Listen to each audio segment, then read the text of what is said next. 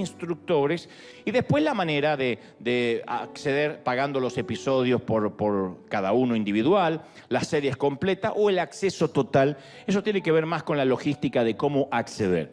También creemos nosotros que lo que es gratis no se valora, que lo que es gratis simplemente se descarta. Esto tiene un costo, Dios sabe que ninguno se está haciendo rico con esto, ni mucho menos, pero esto tiene que ver con amar la palabra de Dios. Las inscripciones son en abril, o sea, dentro de muy poco, pero hoy ya mismo aquí, los que estamos localmente, podemos salir al lobby y tenemos ahí gente que nos va a dar más información de lo que necesitamos. No obstante, podemos entrar a riverclass.org y tener toda la información de esta serie maravillosa. Se repiten muchos de los temas de lo que antiguamente era el seminario nivel 1, seminario nivel 2, pero ahora lo hicimos de un modo más expeditivo, pragmático, de manera que ustedes dicen, a mí me interesa solo la familia, así que voy a acceder a la serie número 1. Otro dice, no, a mí me interesa el desarrollo personal, liderazgo integral, fortaleza espiritual, etc. Entonces podemos tener todo. Yo sugiero que aprendamos todo. Es maravilloso porque tenemos profesores que nos explican en una atracción más tranquila, no es una oratoria, no es una prédica de domingo, sino que es una enseñanza donde uno puede acceder, poner pausa, tomar notas. Es maravilloso. E hicimos este seminario pensando en la practicidad. Por cierto, no es un seminario teológico de manera explícita, donde vamos a aprender el Apocalipsis, quién escribió las cartas, las epístolas, no porque eso esté mal, sino porque en este caso nuestro llamado es que todo sea muy práctico y aplicable a la vida diaria. Entonces hicimos todas estas series aplicables a la vida diaria como si escucharan mensajes del domingo durante la semana, para trabajar, para lidiar con los hijos, para el matrimonio, para la familia, para el futuro. Así que lo recomendamos ampliamente. Esto se lanza oficialmente hoy, la página ya está online y la pueden acceder desde cualquier parte del mundo. Dicho esto, y antes de transmitirte lo que creo Dios me dijo que diga, cada vez que yo regreso de un viaje les cuento el chisme santo de cómo me fue.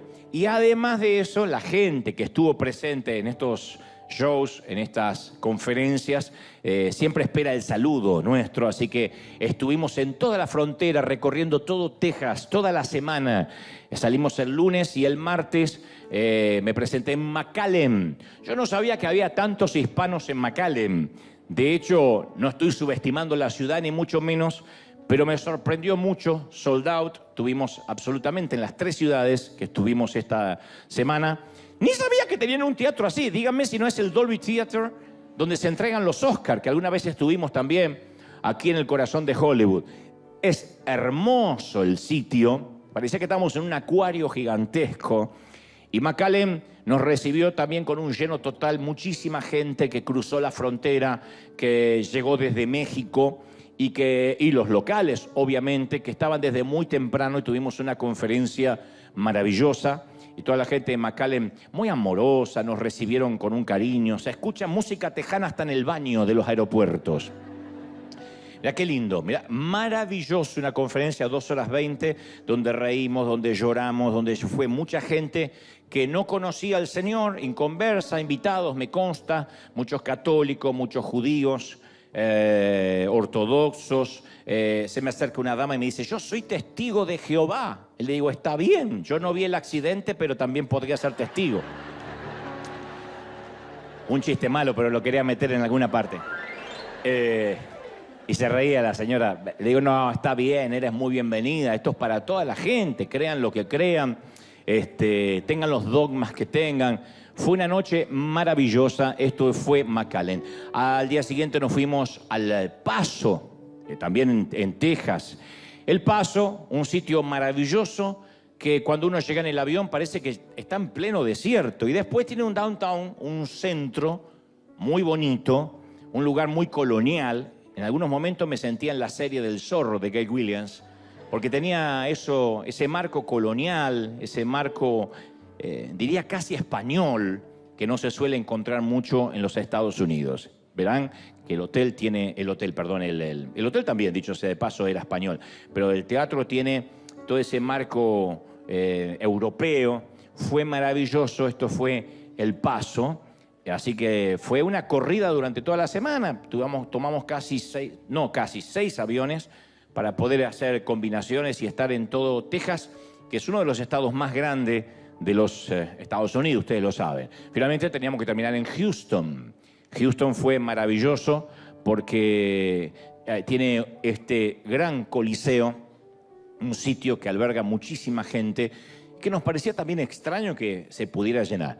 Y efectivamente tuvimos un lleno absoluto, llegaron gente de todas partes de los Estados Unidos. Houston es un sitio muy neurálgico, muy importante, y toda la gente que estuvo allí presente se dio cita desde muy temprano. Un tránsito feroz, como todas las grandes ciudades.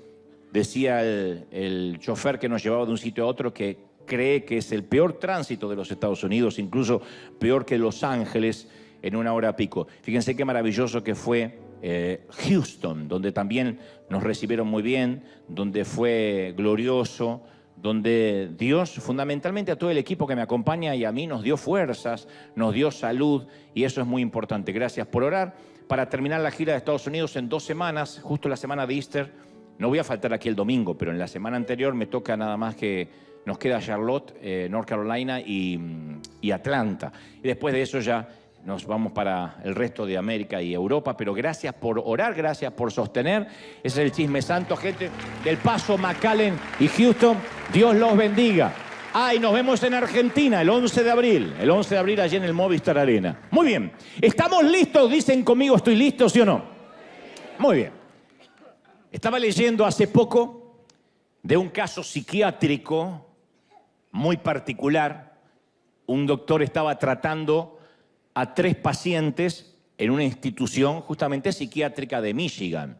Una historia real, por cierto, no es una anécdota inventada o un chiste.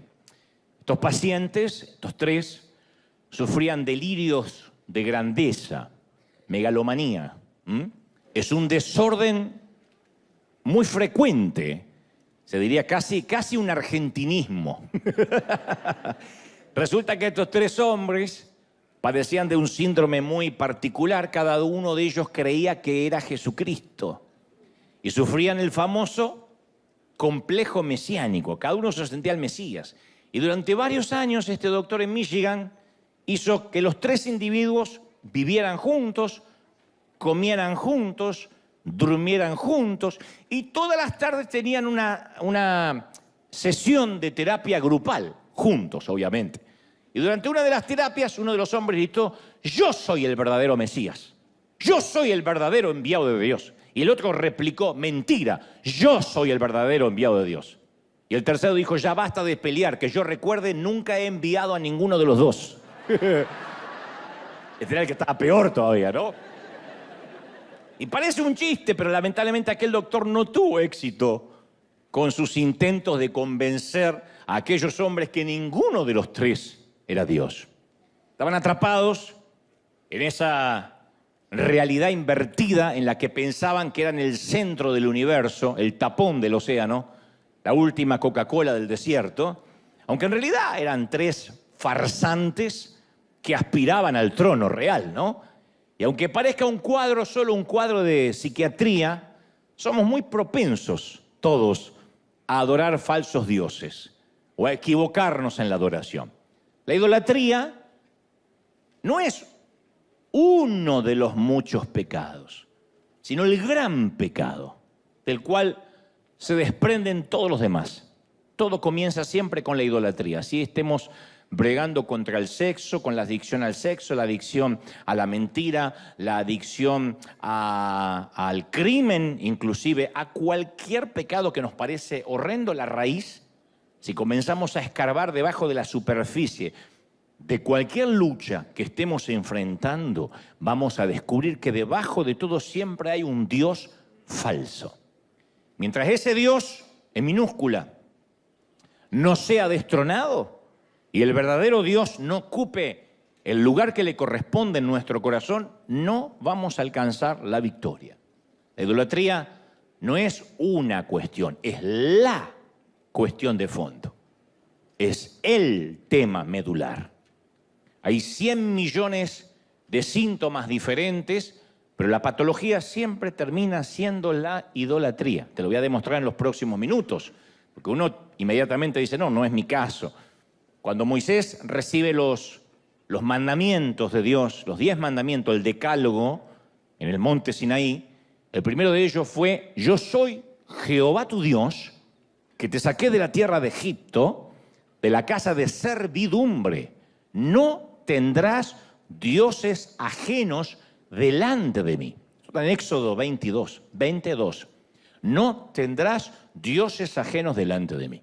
Entonces, cuando Dios promulgó este mandamiento, la gente estaba muy familiarizada con muchos dioses.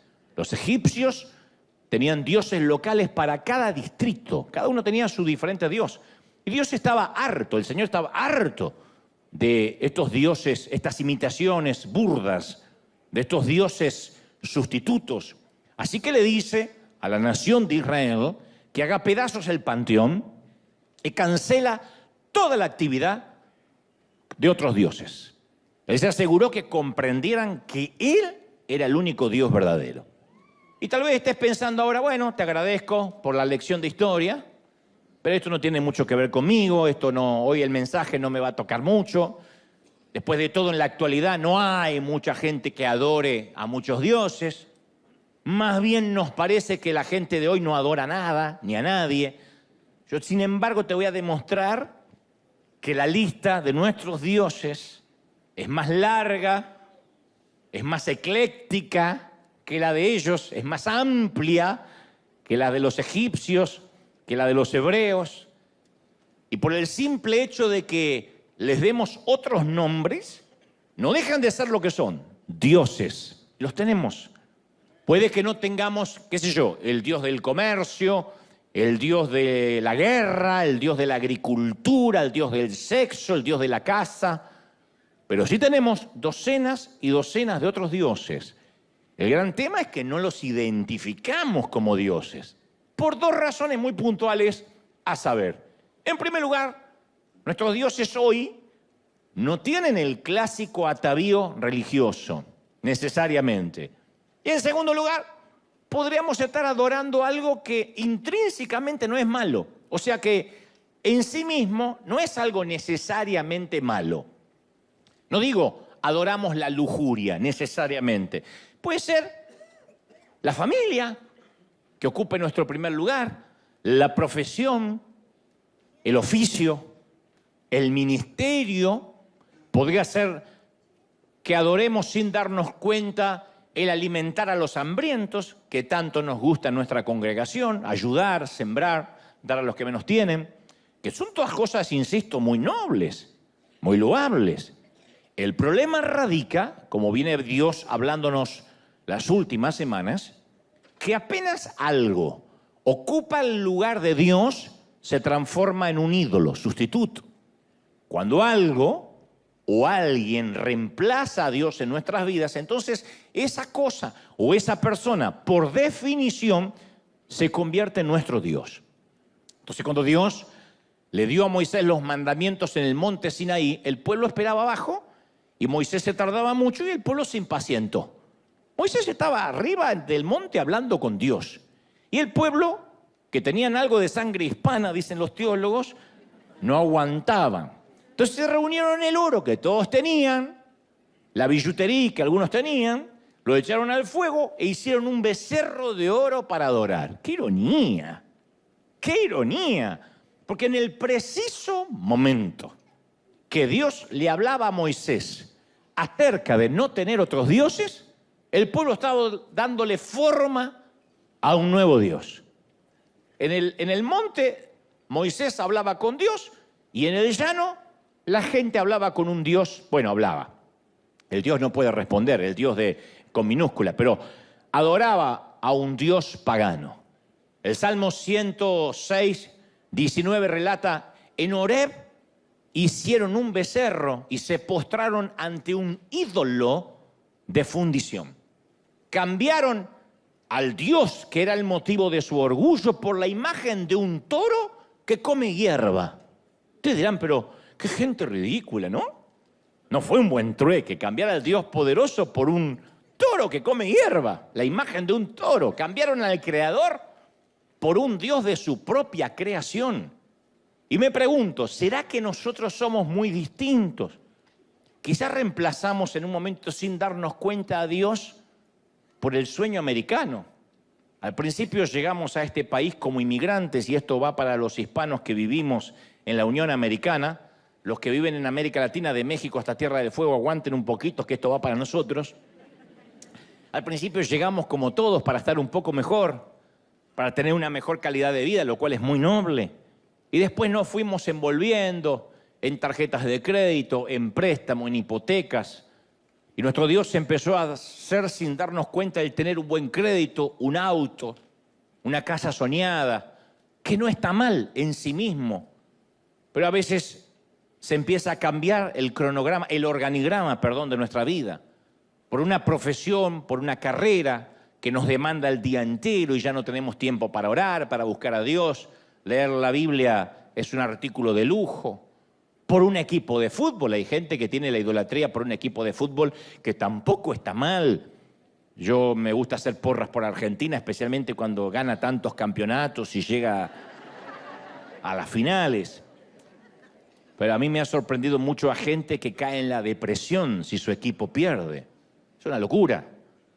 Siempre decimos es fútbol, nada más que fútbol, o lo que sea, cual sea el deporte que te agrade, es nada más que un deporte. Ni perdimos ni ganamos. Son esos 22 tipos millonarios los que se llevan el dinero. Nosotros somos los bobos que los miramos correr. Somos los tontos que miramos a 22 multimillonarios correr tras una pelota. Y si entendemos la regla de juego y es un entretenimiento, está perfecto. Pero si nos vamos a deprimir y nuestro estado de ánimo depende de un resultado futbolístico, tenemos un ídolo. Otros tienen una adicción a un cuerpo bien modelado y le dedican horas y horas al gimnasio, a las dietas y hasta las cirugías estéticas. Está mal cuidar el templo del espíritu. Nota que nada de lo que te estoy diciendo está mal en sí mismo, intrínsecamente, no está mal. El tema es cuando tu obsesión, nuestra obsesión es el cuerpo. Y broncearlo y estirarlo y vestirlo con las mejores marcas y vivir en el gimnasio. Cuando la obsesión pasa a ser el cuerpo es porque estamos descuidando el alma y el espíritu. De alguna forma modelamos nuestros propios becerros de oro, nuestros toros que comen pasto. Y Dios afirma una y otra vez, dice, no te hagas ningún ídolo, ni nada que guarde semejanza a nada. No te inclines delante de ellos ni los adores. Yo, el Señor tu Dios, soy un Dios celoso. Esto está en Éxodo 24. No es Moisés diciendo que le parece que Dios es celoso. No es Abraham diciendo, conocí a un Dios celoso. En primera persona Dios dice uno de mis adjetivos es que soy celoso. ¿Quién reconocería de nosotros que somos celosos? Nos da vergüenza decir que tenemos celos. Pero Él es que es el Rey de Reyes, el libertador, el que se llama a sí mismo el proveedor, el sanador, el redentor. La lista continúa. Entre todos los nombres de Dios hay uno que parece extraño. Hasta suena como una debilidad. Y que además es el atributo más subestimado por todos nosotros, sus hijos. Digo el más subestimado porque no se componen canciones acerca de los celos de Dios. Decimos Jehová Jireh, Jehová Nisi, Jehová Shalom. Pero no decimos que Jehová es celoso. Porque lo tomamos como que bueno, ese día el Señor no tenía un buen día y se le escapó un defecto. Pero Dios es perfecto. Dios dice, yo soy un Dios celoso. Entonces, a priori, en principio suena un Dios mezquino, hasta inseguro. ¿Cómo es que Dios es celoso? Tal vez no quiso decir eso, habría que ver las traducciones originales. Las traducciones originales dicen yo soy fuego consumidor y celoso. Y no es que después se ablandó porque se puso viejito. Nosotros envejecemos, Dios no. Suena, cuando dice yo soy celoso, suena a ese noviecito posesivo que alguna vez tuviste, que no te dejaba hablar con nadie y te controlaba los textos del celular, que dijiste me saco a este parásito de encima porque me va a hacer la vida imposible. A eso suena. No digo que lo sea, a eso suena. De hecho, los psicólogos afirman que los celos son emociones que a veces no podemos controlar y que debiéramos tener bajo control. Que hay que gestionar esas emociones de inmediato y eliminar esa emoción en la medida de lo posible porque es insana para cualquier relación. Entre padres e hijos, entre pareja, es una relación insana entre amigos.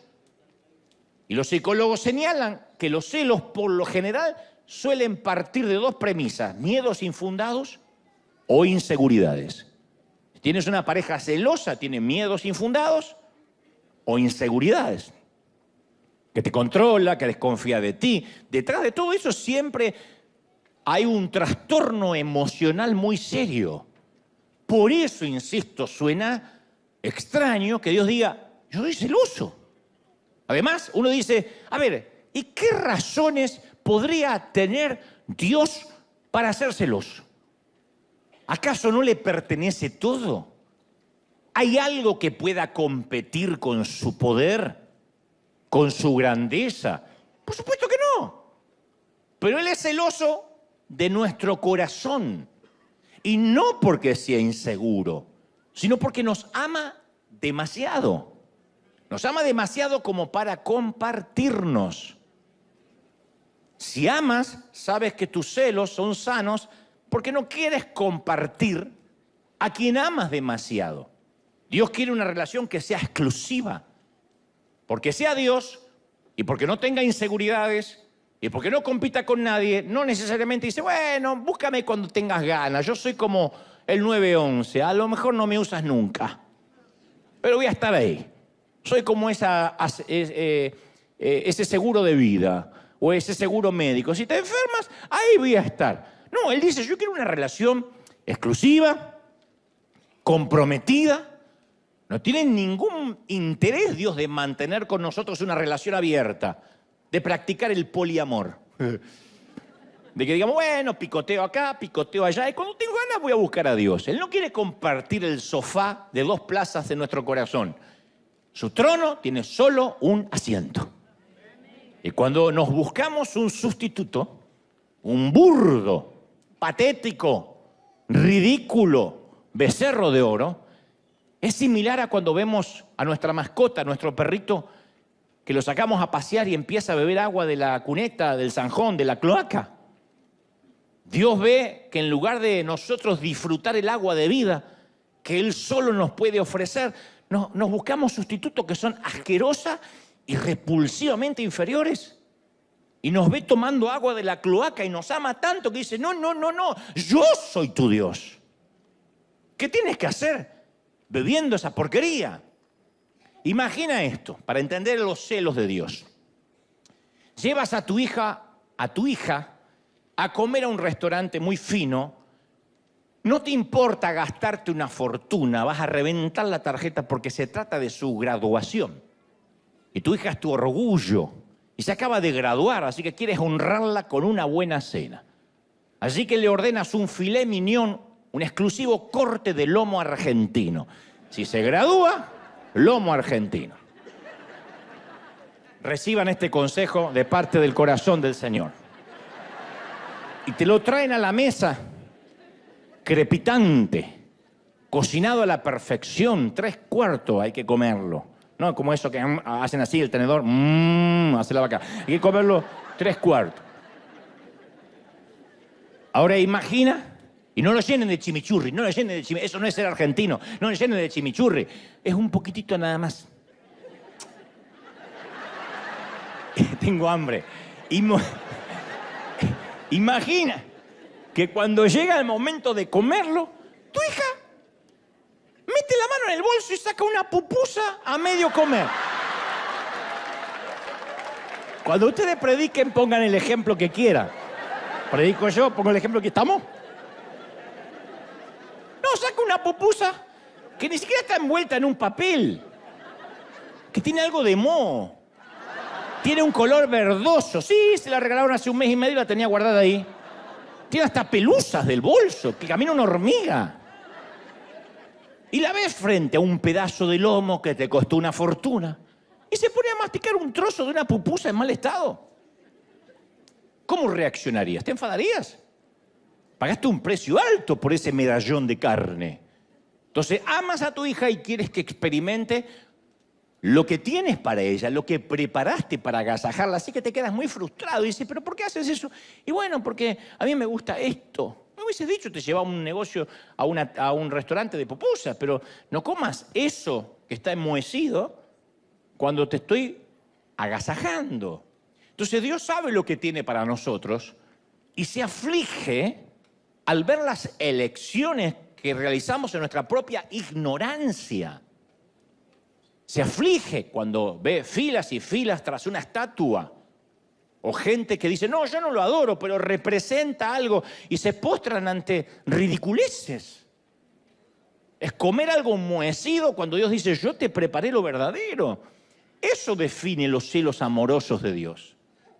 Un padre que ama y dice, yo no puedo creer. Una madre que cocinó toda la tarde o toda la mañana, preparó un manjar y el hijo agarra un trozo de pan duro y se va a la calle y dice, yo no lo puedo creer. Te pones celosa por amor, dice, yo quiero que se alimente bien. En Jeremías 2:13, Dios habla a través de su profeta, del profeta que le da el título al libro, y dice, porque dos males ha hecho mi pueblo. Me dejaron a mí, fuente de agua viva, y cavaron para sí cisternas, pozos, rotos, que ni siquiera retienen el agua. Entonces Dios resume la rebelión de ellos en dos pecados. Lo han rechazado y se han vuelto a ídolos que no tienen valor. Y eso explica por qué a veces somos tan torpes de reemplazar a Dios, que es como cavar propias cisternas rotas, mientras que a nuestro lado corre un manantial de agua fresca. ¿Quién tomaría agua de un pozo medio estancada, con olor a pútrido, cuando al lado hay una corriente de agua dulce, de aguas cristalinas? Por eso esto revela, esto de las cisternas rotas, lo ridículo de la idolatría. Buscamos algo o alguien que haga por nosotros lo que solo Dios puede hacer. Entonces, en lugar de buscar a Dios como fuente de consuelo, nos volcamos a la comida. Si hay depresión, comemos. Si estamos alegres, comemos. ¿Está mal comer? No, el problema es la motivación por la cual hacemos de cada comida la última cena. Nos volcamos al porno, al alcohol, y ya las cosas nos suenan buenas. En vez de procurar a Dios como fuente de significado, la buscamos en la profesión. Si soy alguien, si cuelgo un diploma en la pared, si termino el curso, si tengo un posgrado, me voy a sentir mejor. Lo volcamos en el ministerio. La iglesia está llena de hombres y mujeres inseguros. Inseguros, niños asustados, como digo yo, con corbatas demasiado grandes, que como son asustados, como no lograron casi nada en la vida, como son inseguros, como les fue mal, entonces tienen un micrófono, algo de poder, de ascendencia ante la gente y empiezan a exhortar, a mandar gente al infierno, a empoderar en todo caso, y tienen una adicción a eso porque toman su identidad de lo que hacen. Llegan a sus casas y se sienten nadie. Tienen que sacar la basura y se sienten una porquería de persona, como si lo que hicieran les diera identidad. Eso es un ídolo. En vez de recurrir a Dios como fuente de seguridad, nos volvemos al dinero, a los ahorros, al crédito. ¿Está mal el dinero, los ahorros y el crédito? No, no está mal. El problema es cuando eso es lo que nos hace sentir seguros. Y cuando tenemos deuda, sentimos que no tenemos valor. En vez de ir a Dios como nuestra fuente de gozo, la buscamos en el sexo, en las maratones de Netflix o en la propia familia. En vez de buscar a Dios como nuestra fuente de esperanza, vamos tras un presidente para ver si nos resuelve la vida. ¿Está mal votar concienzudamente a un candidato? No está mal, pero no hay ningún candidato que Dios pone para salvarme la vida. Dios permite a los presidentes, a los gobernadores, a los reyes, a los buenos y a los dictadores, a los cuerdos y a los locos, pero ninguno de ellos nos va a resolver la vida. No es que si sube Trump, esto va a cambiar y ahí sí, ahí sí. No va a pasar eso. Independientemente de quién se siente en los sillones presidenciales de América Latina o aquí en el Salón Oval en la Casa Blanca, si esa es nuestra fuente de seguridad, estamos fregados. Entonces, en vez de volcarnos a Dios como fuente de identidad, yo sé quién soy en Dios, pasamos horas buscando aprobación en las redes sociales. Y la gente de las redes sociales es la misma gente que el domingo de Palmas le dijo al Señor, Hosana al que viene en el nombre del Señor. Y a la semana se cruzaron de vereda y gritaron, crucifícale. Por nuestra salud mental tenemos que saber que la gente que nos felicita en las redes sociales es la que nos va a dilapidar mañana cuando algo no les gusta. O viceversa. Así de fluctuante es la gente. ¿Por qué? Porque somos gente. No somos marcianos hablando de los terrícolas, somos terrícolas. Estamos poniendo nuestra esperanza en algo que no puede contener el agua, en cisternas rotas. ¿De verdad? ¿De verdad estamos queriéndonos quitar la sed con agua cloacal? Dicho esto, te voy a contar una historia muy interesante. Josué es quien sucede, quien toma la banda presidencial después de Moisés, es el sucesor del patriarca y ofrece el mejor discurso de toda su gestión. Tuvo varios discursos Josué. Comandante, un hombre de guerra, de batalla, que sabía decir las cosas correctas en los momentos oportunos, pero este, a mi criterio, es el mejor discurso jamás dado por este gran estratega, por este gran estadista llamado Josué. Aparece en el capítulo 24 del libro que lleva su nombre, el versículo 14, y dice, por lo tanto, ahora ustedes, decídanse, entréguense al Señor y sírvanle fielmente. Desháganse de los dioses de sus antepasados, esos que adoraron al otro lado del río Éufrates y en Egipto, y solo sirvan al Señor. Si a ustedes les parece mal servir al Señor, bueno, democráticamente elijan ustedes mismos a quién servir. O a los dioses que sirvieron sus antepasados del otro lado del río Éufrates, o a los dioses de los amorreos en cuya tierra ahora están habitando. Pero por mi parte, en lo que a mí respecta, yo y mi familia serviremos al Señor. Yo y mi familia serviremos a Jehová. ¿Por qué es el mejor discurso, a mi humilde criterio? Porque no da vueltas, porque es pragmático, porque va al grano y no trata de ser un dictador. No dice que les va a cortar la cabeza, que la cabeza de los que adoren a otros dioses rodarán por la arena. Les presenta un desafío abierto. Es tiempo que el pueblo haga una elección. Elecciones libres. Abren las urnas a votar. Y se pueden seguir al Señor. O hoy pueden elegir a un Dios diferente. Yo encuentro muy interesante que Josué le está dando 3 opciones más, además del único Dios verdadero. Presenta 4 opciones, 4 candidatos al trono del corazón de la gente. Hay uno solo que está en el trono, pero le dice, en el trono de vuestro corazón tienes 4 candidatos para elegir.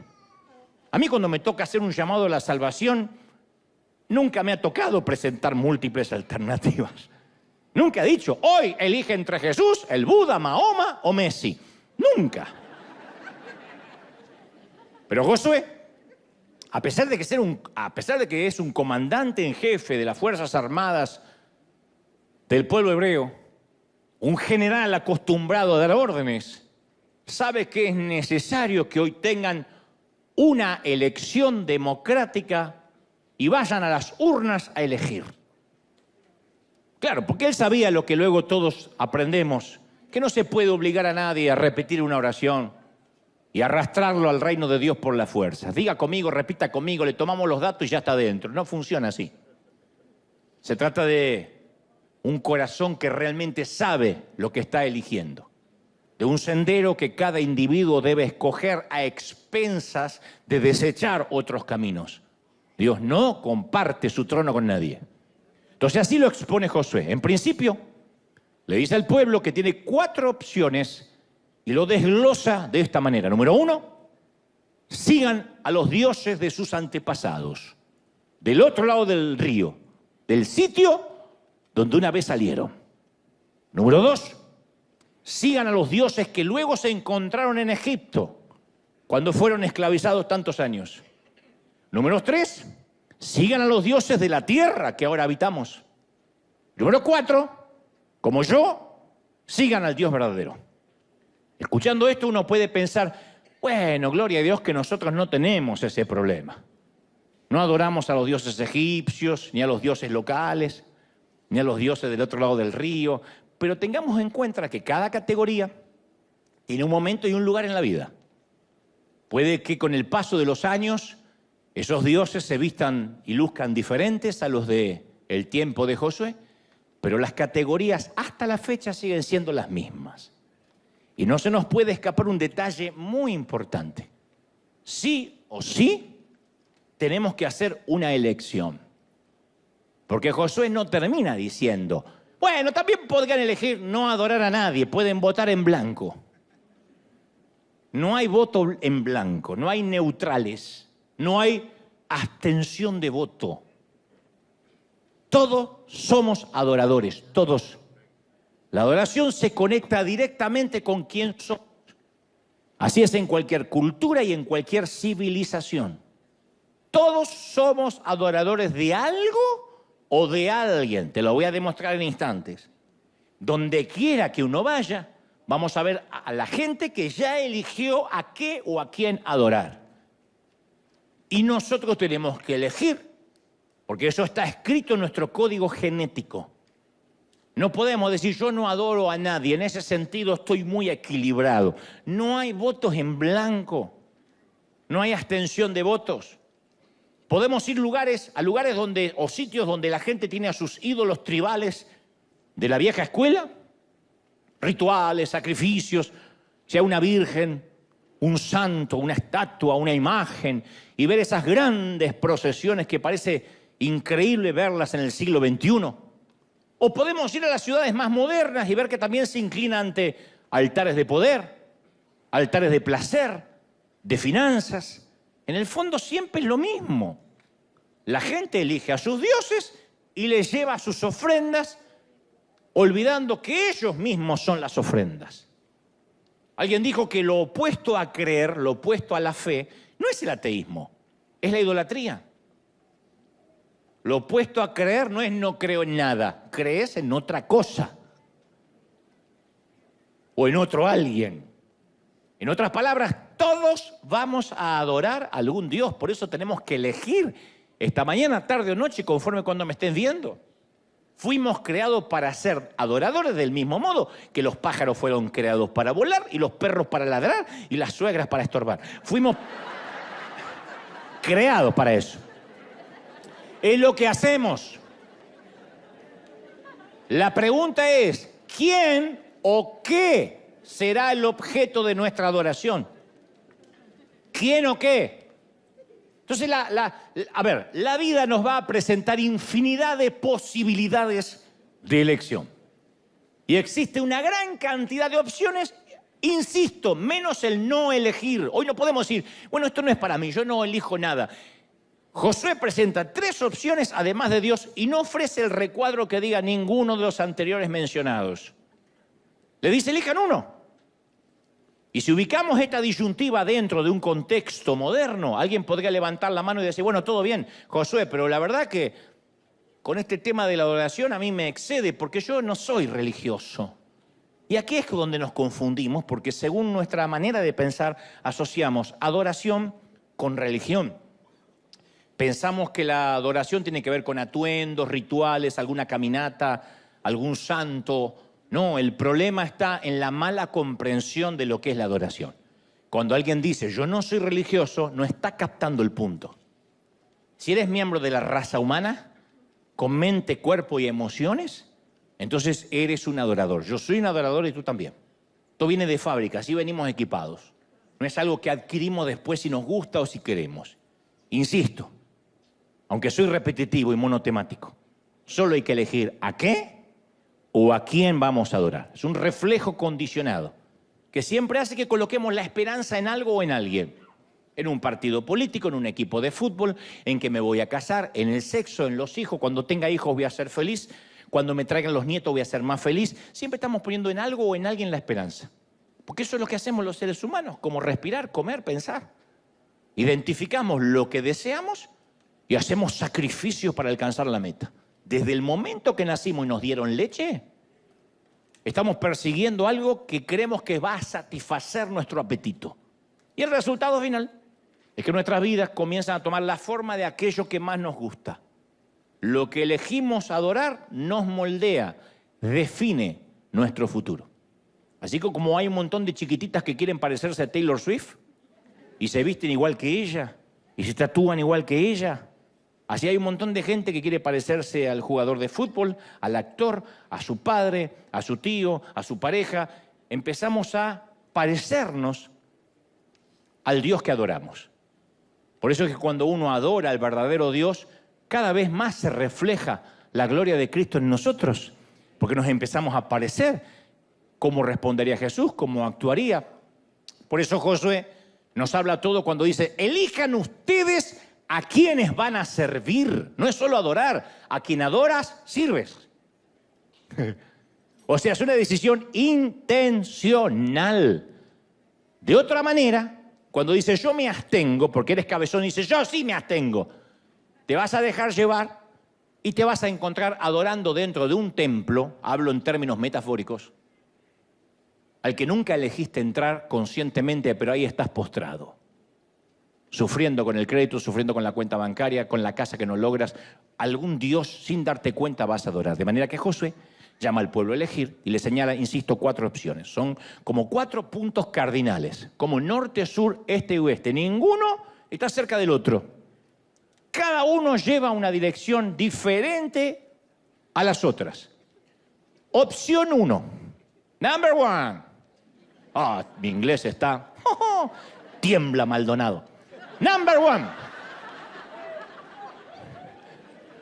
Los dioses de nuestros padres. Dice Josué, los dioses que tus antepasados adoraron al otro lado del río Éufrates. Los antepasados de Abraham adoraban los dioses de esa región.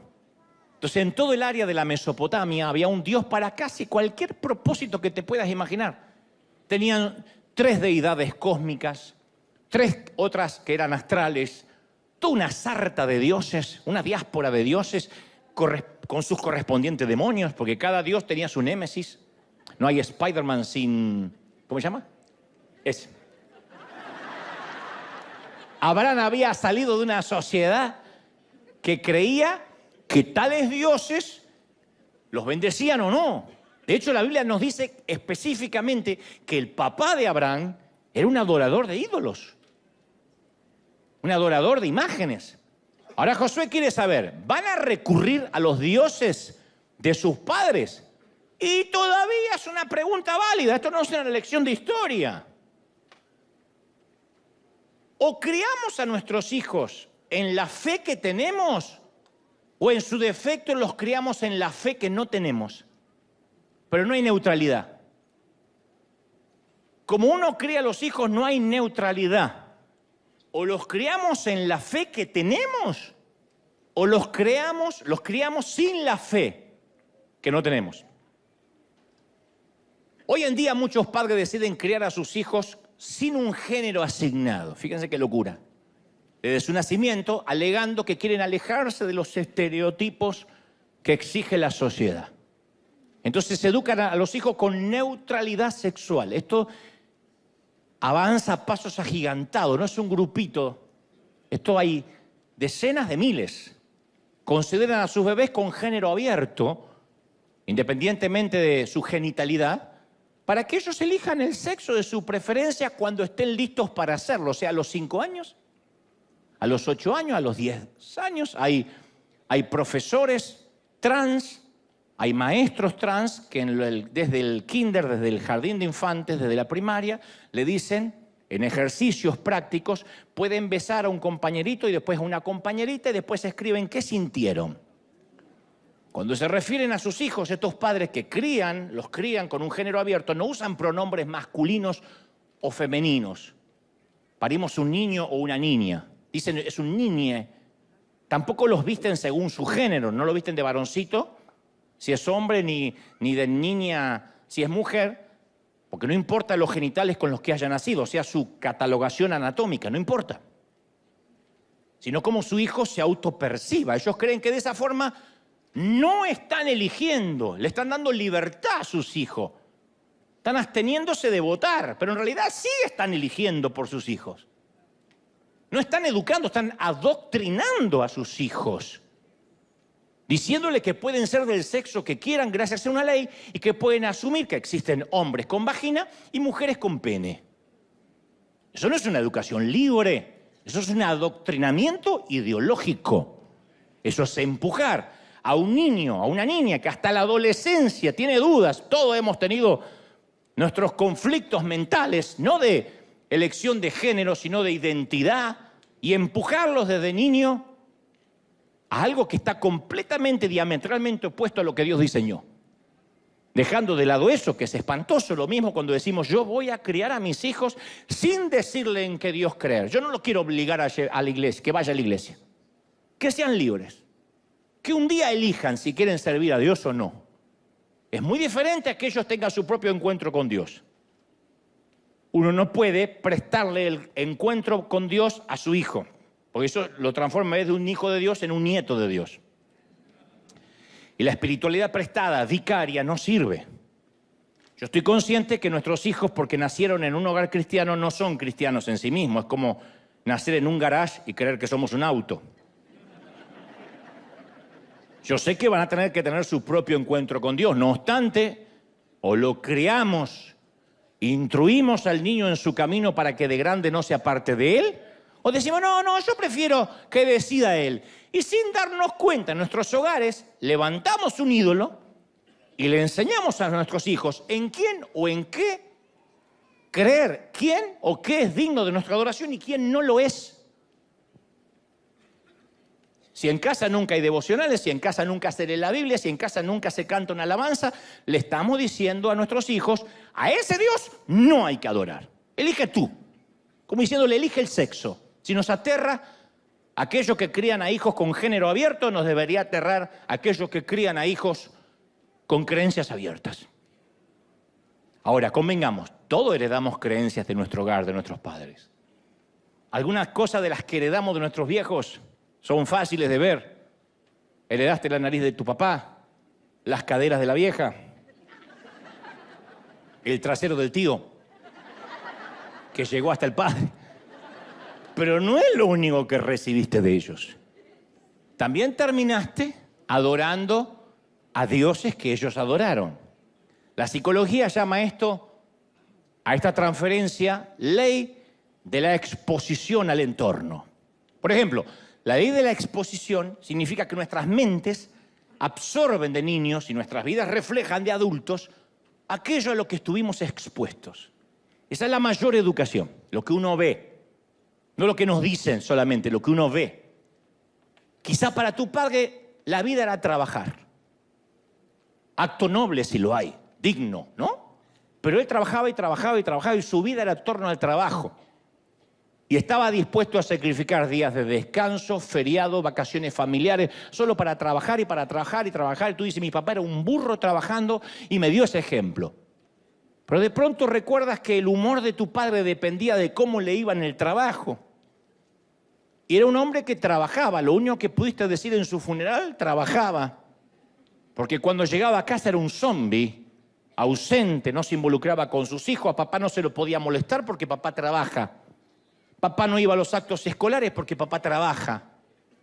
Papá no le puedo contar lo que me pasa en las emociones porque papá trabaja, porque sostiene, porque provee, ¿está bien?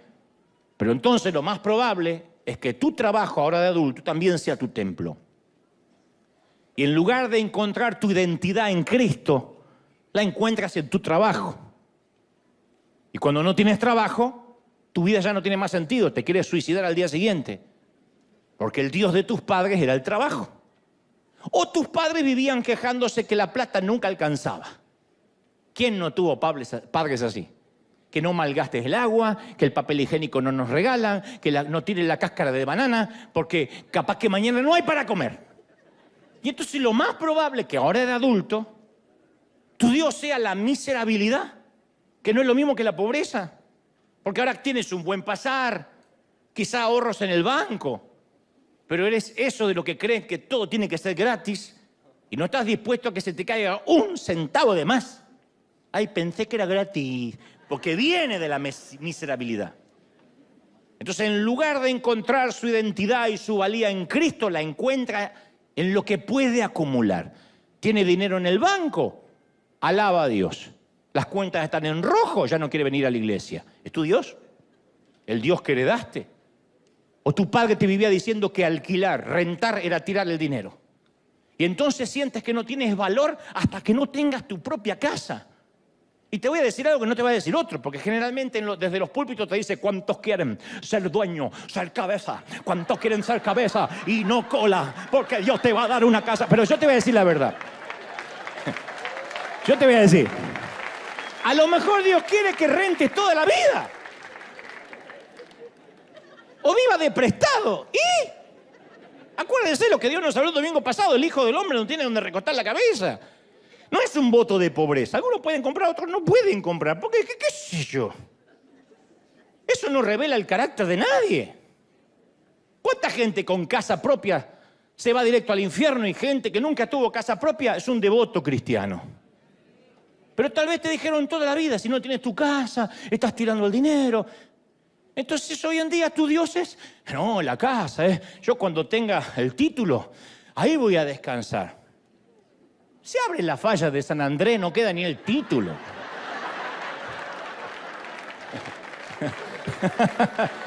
O tal vez, o los incendios de Santa Ana. Tal vez tu mamá se preocupaba y hasta se obsesionaba por mantener las apariencias. ¿Recuerdas crecer en un hogar donde todo tenía que estar perfecto, impoluto? Porque si llegan visitas, ¿qué dirán? No dejaba que salieras al comprar el pan si no te peinabas y ella se aseguraba que tuvieras cada cabello en su lugar. No sea que te cruces con la vecina y piense que soy una madre descuidada. Lo más probable es que ahora de adulto adores la apariencia. Y en lugar de encontrar tu identidad en Cristo, la encuentras en la vestimenta que llevas y en lo que la otra gente piensa de ti. Entonces hay un montón de ejemplos. Tu padre adoraba los deportes. Cuando jugaba no sé quién, no se lo podía molestar porque era como Moisés recibiendo las tablas en el Sinaí. Adoraba el dinero, la cerveza, el alcohol. Tu madre adoraba ir de compras, adoraba los hijos, la moda. Piensa en cuáles cosas se te pusieron delante en el lugar donde creciste. Porque el camino más natural del mundo es adoptar los dioses de nuestros padres. Y Josué dice, ¿quieren seguir a los dioses de vuestros padres? ¿O van a elegir al verdadero Dios? Opción 2. Los dioses de nuestro propio pasado. Dice, los dioses que adoraron en Egipto. Ya no habla del lugar donde nacieron sus padres, sino los que ustedes adoraron en Egipto.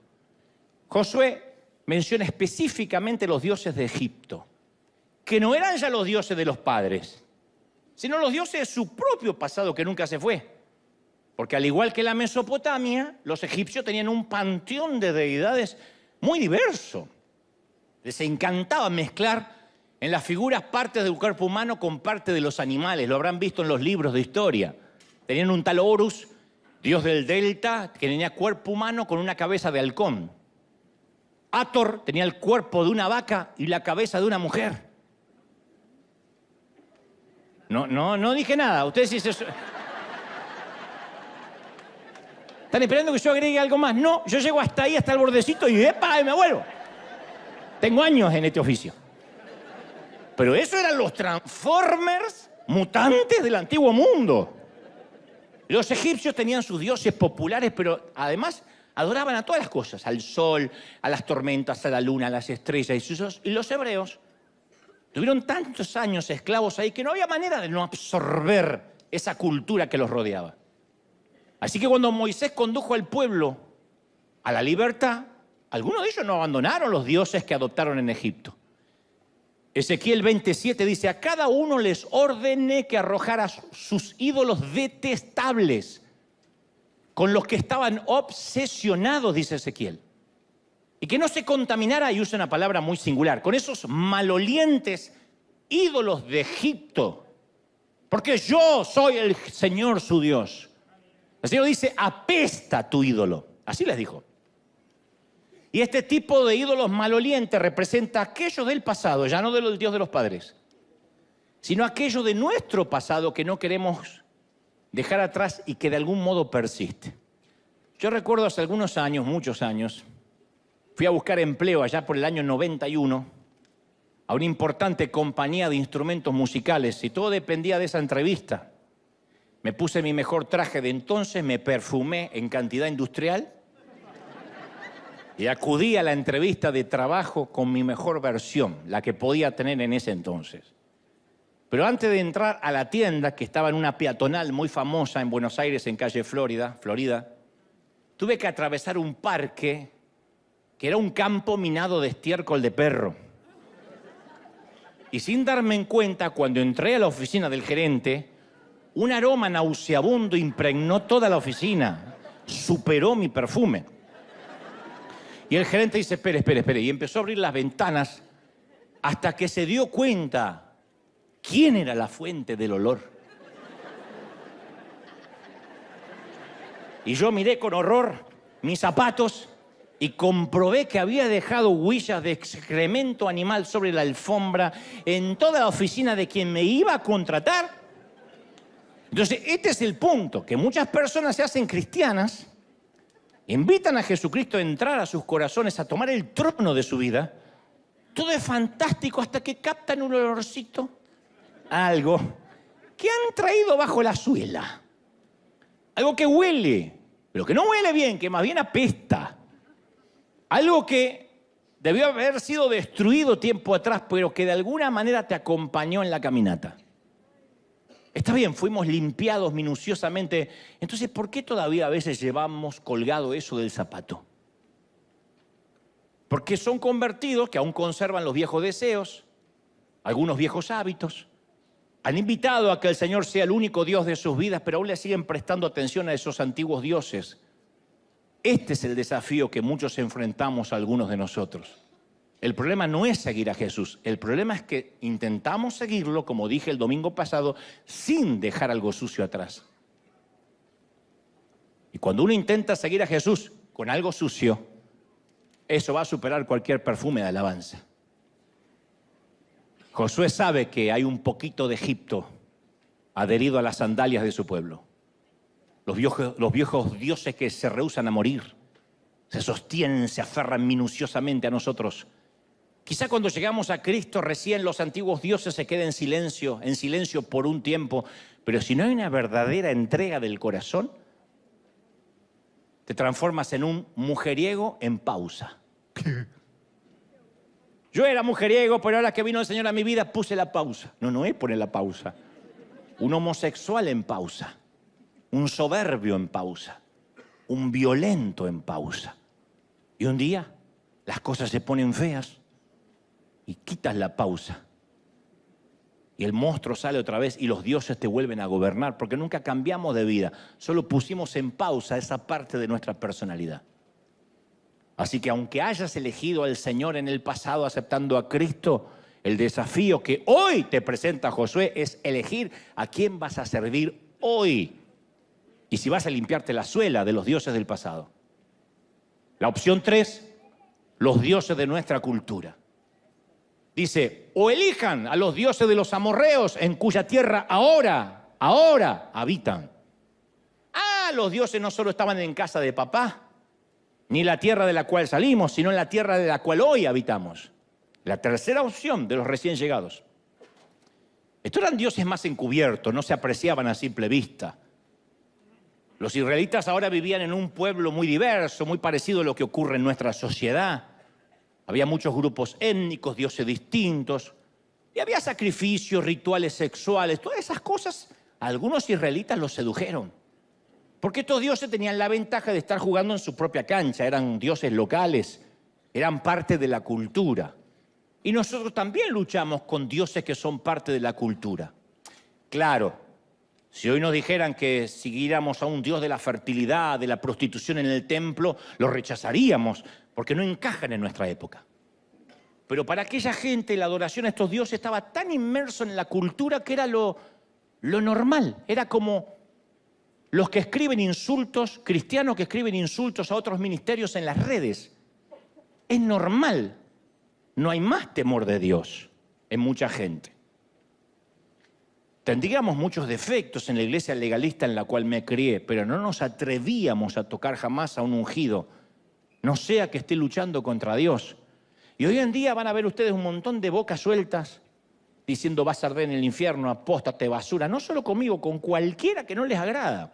No sé si eso viene de la cabeza, de lo que aprendieron o de la cultura.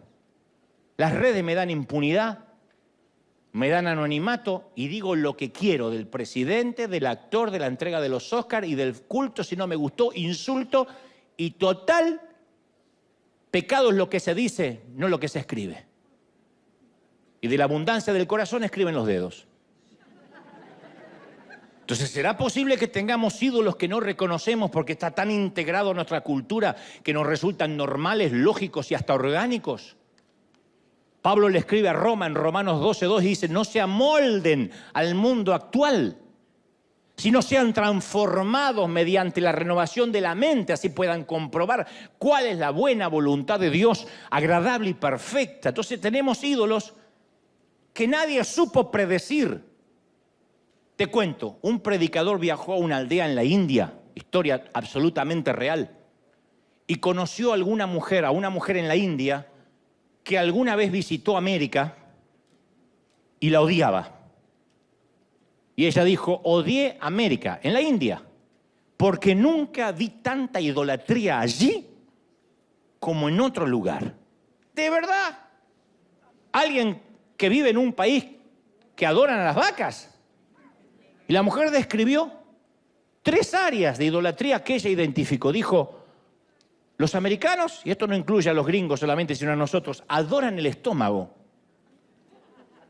Y esta mujer describió con una mirada desorbitada los enormes locales abarrotados de alimentos, de súper recontra, hiper, macro hamburguesas así, que pueden agrandar por 20 centavos más, con 2 vacas arriba. Y se tienen demasiado para comer, adoran la comida y se sentía ofendida por personas de sobrepeso cuando hay gente en su aldea que no tiene para comer, que racionan el arroz. Segundo, dijo, me sorprende cómo en Occidente adoran la televisión. Diseñan los hogares alrededor de ese aparato es impensado en la India. Dice, la pantalla ocupa el lugar más prominente de la habitación y alrededor todos los muebles, no para que la gente hable, sino para que mire el aparato. Y no podía comprender cómo hasta ponían esas pantallas enormes en el dormitorio.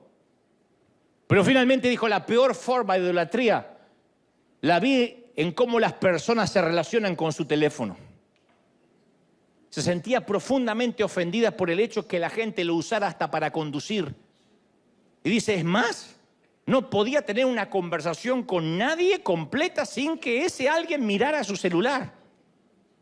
Entonces a veces no nos damos cuenta, pero tenemos las redes sociales, gran herramienta, en la cual podemos ver rápidamente quién considera que nuestras vidas son muy interesantes como para seguirnos y recibir inmediata retroalimentación sobre cualquier cosa que pudimos compartir, ya sea la boca, el trasero, lo que sea. Hace algunos años, un predicador, que no voy a decir quién, me aconsejó que hiciera lo mismo que él. Me dijo, consíguete una aplicación que te proporcione seguidores falsos. Dijo, es fantástico. Yo tenía 1000 seguidores, ahora tengo 100.000.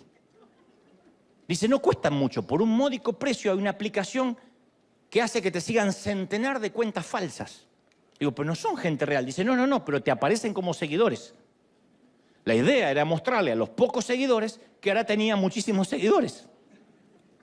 Entonces, si revisamos el celular varias veces por día para ver qué dice la gente de nosotros, eso es una idolatría cultural. Si nuestra identidad proviene de los que nos siguen, de los que les gustamos o no, de qué piensan de nosotros, Nos deprime si nos critican y nos alegra en el día si dicen que estamos mejores, más delgados, más bonitos. Es tiempo de llevarle el asunto a Dios. Si te das cuenta que cuando recibes un mensaje, ¡ping!, no puedes esperar, porque tienes que saber qué te dicen de inmediato. Sientes que te estás perdiendo algo. Cada vez que tu teléfono hace bip o vibra, te sientes atraído por una fuerza magnética imposible de detener. Estás atrapado, eres adicto. Y tu Dios ya tiene su propio templo. A menos que te sientas atraído por Dios de la misma manera. Y dices, tengo que orar. No, ¿cuánto más tengo que orar? Sé que Dios me va a decir algo bueno. Entonces, pero si tu atracción magnética hacia Dios no es la misma que por el celular, tu Dios ya tiene un domicilio. Ya tiene un templo en tu corazón. Y Josué finalmente da la opción 4. El Dios verdadero dice, por mi parte, yo y mi familia serviremos al Señor. La opción final siempre ha sido la única opción desde el principio. La única opción. Las otras ni siquiera son reales. Las otras no son más que un espejismo, pero el carácter de Dios es nunca ser un dictador. Siempre abrir a elecciones. Ahí están las urnas. Las otras opciones pueden parecer comprometedoras, pero no hacen nada por satisfacer nuestra sed. Y Josué, antes de presentarle al pueblo estas 4 opciones, describe las cosas que Dios hizo por ellos. Así que dice, cuando realicen su elección, la pregunta obvia que debería hacerse el pueblo acerca de los otros dioses es, ¿qué han hecho esos dioses por ustedes? Los del otro lado del río Éufrates, los de Egipto. Y hoy, al hacer nuestra elección, porque vamos a votar en instantes, te recomiendo hacer las mismas preguntas. La misma, al menos. ¿Qué han hecho esos otros dioses por nosotros? Si han hecho algo, ha sido esclavizarnos. Nos han robado, nos han decepcionado, nos han timado. ¿Y cómo responde la gente de Israel a este gran desafío de los 4 caminos? Pronunciando las frases correctas. Dice, el pueblo respondió, jamás pasará eso. Nosotros no abandonaremos al Señor por servir a otros dioses. El Señor nuestro Dios es quien nos sacó de la esclavitud de Egipto, de aquella tierra de servidumbre. Fue el Señor quien hizo aquellas grandes señales ante nuestros ojos cuando caminábamos junto a Moisés. Nos protegió durante nuestro peregrinaje por el desierto, cuando pasábamos por tantas naciones, expulsó a los enemigos. Por esa razón, nosotros, Josué, también serviremos al Señor Jehová nuestro Dios. Esto está en Josué 24:16. Pero Josué conoce a esta gente. Conoce lo variable que es su corazón, lo rápido que adulteran. Él sabe que no es lo mismo una frase, un cliché dicho un domingo que dicho un miércoles al mediodía. Que no es lo mismo el compromiso que tenemos el lunes temprano cuando aún fresco está el mensaje dominical que para el jueves o viernes. Porque somos muy propensos a decir frases rápidas y tomar compromisos ligeros y después no mantener esas decisiones. Entonces esta historia tiene un final anunciado, predecible. Aparece en la Biblia 2 capítulos después, apenas 2 capítulos después, en Josué 2:8. Dice, y murió toda esa generación. Y surgieron sus hijos que no conocían a Dios, ni sabían lo que Dios había hecho por Israel y por sus padres. O sea, dijeron, vamos a creer en Dios. Pero voy a buscarme una iglesia que tenga escuela dominical, así le enseñan las cosas que yo debería enseñarles. Voy a darles una educación abierta, como darle un género abierto y que ellos cuando sean grandes decidan si quieren ser católicos, musulmanes. ¿Qué pasó? Los hijos de esa gente que se llenó la boca que iba a servir a Dios, ninguno conocía a Dios. ¿Qué pasó? ¿Qué falló? ¿Josué tuvo la culpa de verdad?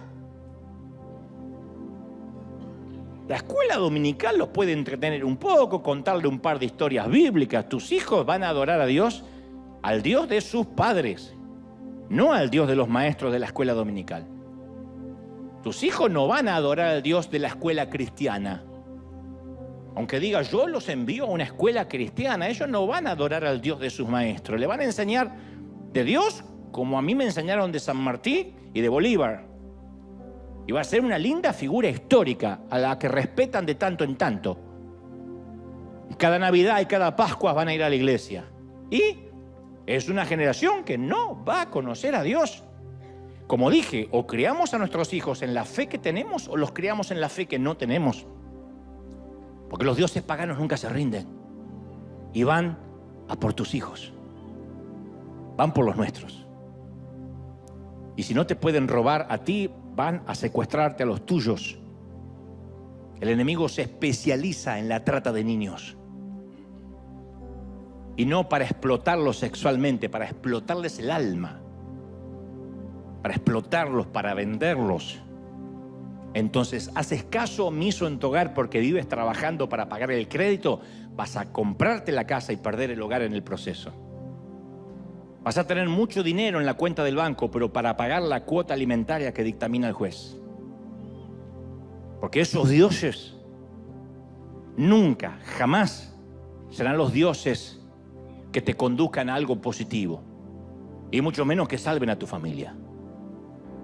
Pueden perder una generación, pero dicen, bueno, esos dioses dicen, está bien, perdimos una generación, pero nos vamos a adueñar de la próxima. Y ellos van por nuestra próxima generación. Es sorprenderte que a nuestros hijos ya le parezca normal el beso entre dos chicas en un dibujo animado, en una película famosa.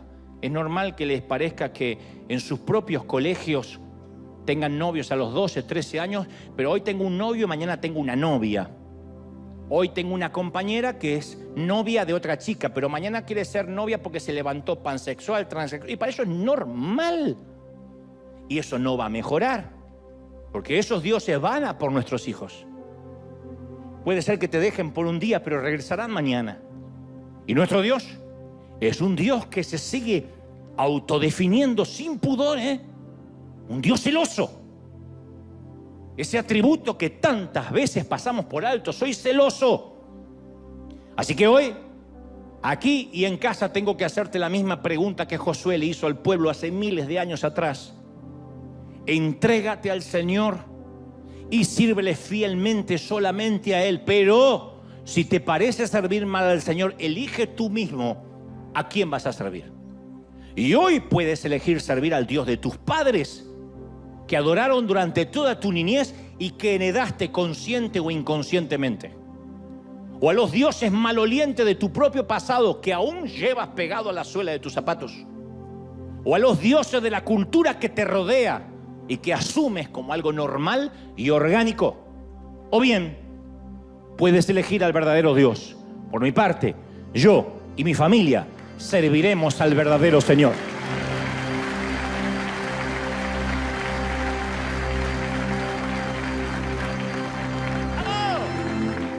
Dale un aplauso grandioso al Señor, al único Dios que merece alabanza, que merece adoración, que merece el grito de júbilo, la alegría. Este es el Dios, este es el verdadero Dios. ¡Aleluya!